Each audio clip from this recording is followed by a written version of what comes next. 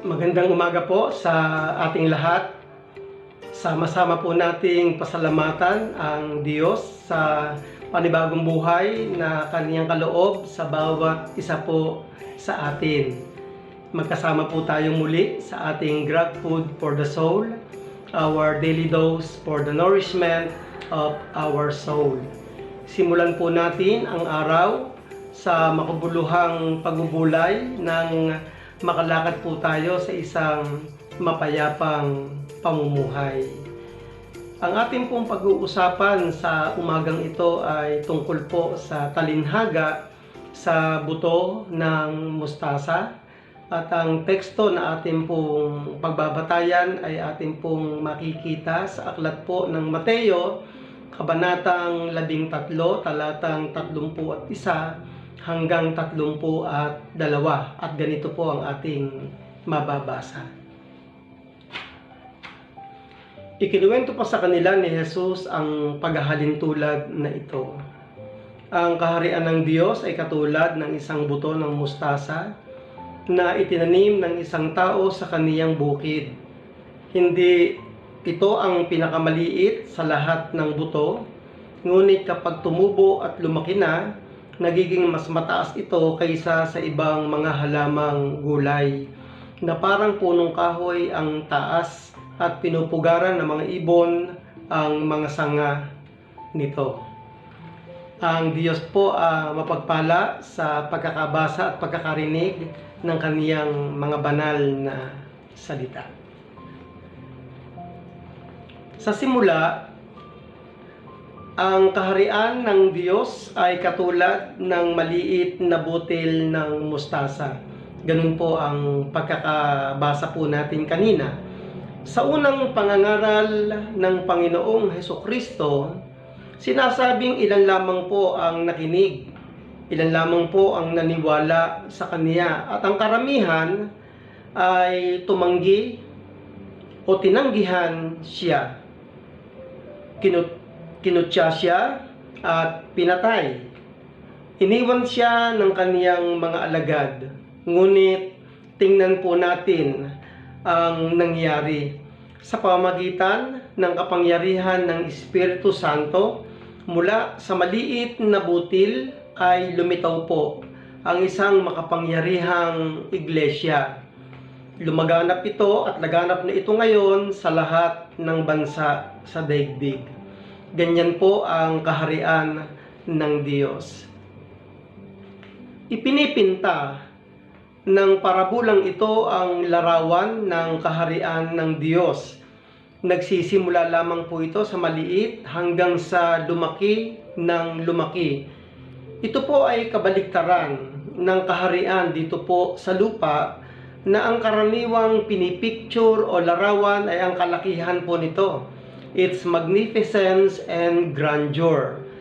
Napakaliit lamang ng buto ng mustasa, ngunit kapag tumubo ay nagiging malaking halaman at mayroon pang variety na nagiging kasinlaki po ng punong kahoy, kagaya po ng ating binasa kanina, kaya't maaari pong makapamugad ang mga ibon sa mga sanga po nito. Ang paglaki ay kitang-kita ng mga tao sapagkat external ang mga manifestations po nito.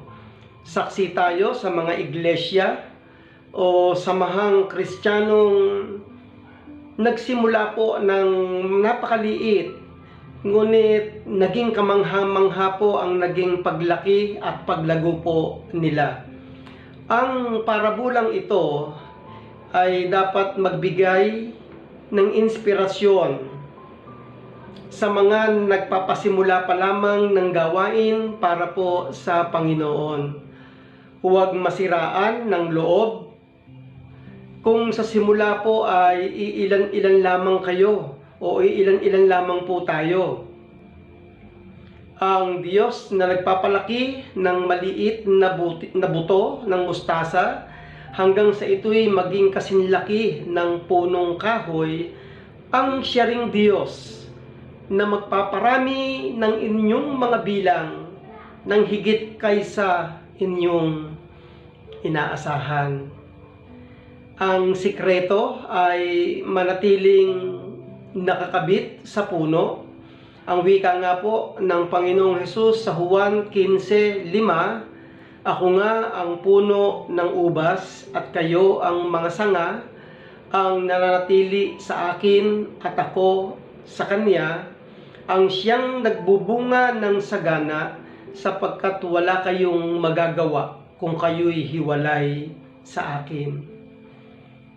Walang anuman o sinuman ang maaaring maghiwalay sa tao sa puno nang wala siyang pagsang-ayon.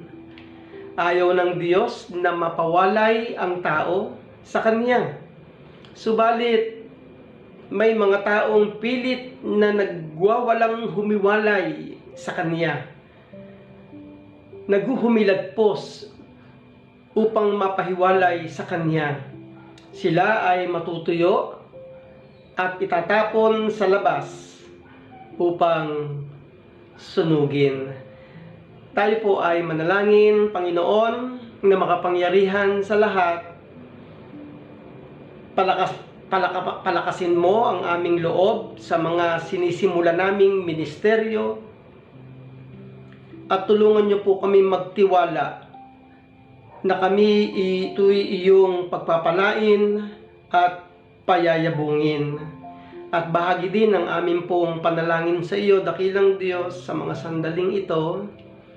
Amin pong ipinagkakatiwala sa iyo, Panginoon, ang araw na ito sa maghapong daraan at aming lalakaran. Sa aking mga kapatid na tutungo pa sa kanilang mga hanap buhay, sa aming mga kapatid na tutungo sa mga eskwelahan upang mag-aral sa mga school na kanilang mga pinapasukan, at maging sa mga negosyo na inyo pong ipinagkatiwala sa aking mga kapatid. Panginoon na makapangyarihan sa lahat, kayo na po nawa ang siyang gumabay sa bawat isa sa kanila. Inyo po silang iingatan, ilalayo sa anumang uri ng kapahamakan, at ang bawat desisyon, dakilang Diyos, na may kinlalaman po sa kanilang kabuhayan, ay inyo pong pagtatagumpayin, inyo pong pagpapalain. Maging ang aking mga kapatid na naghahanap buhay po sa tahanan, work from home.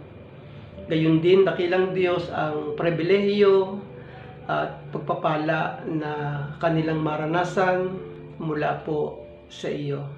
Salamat, Panginoon, ng maraming.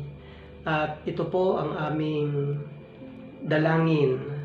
Dalangin po ng may pagtitiwala at pagpapasalamat. Alang-alang sa tanging pangalan ni Jesus. Amen.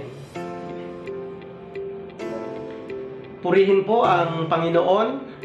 Salamat po sa inyong pagsama at pakikinig sa ating pagbubulay.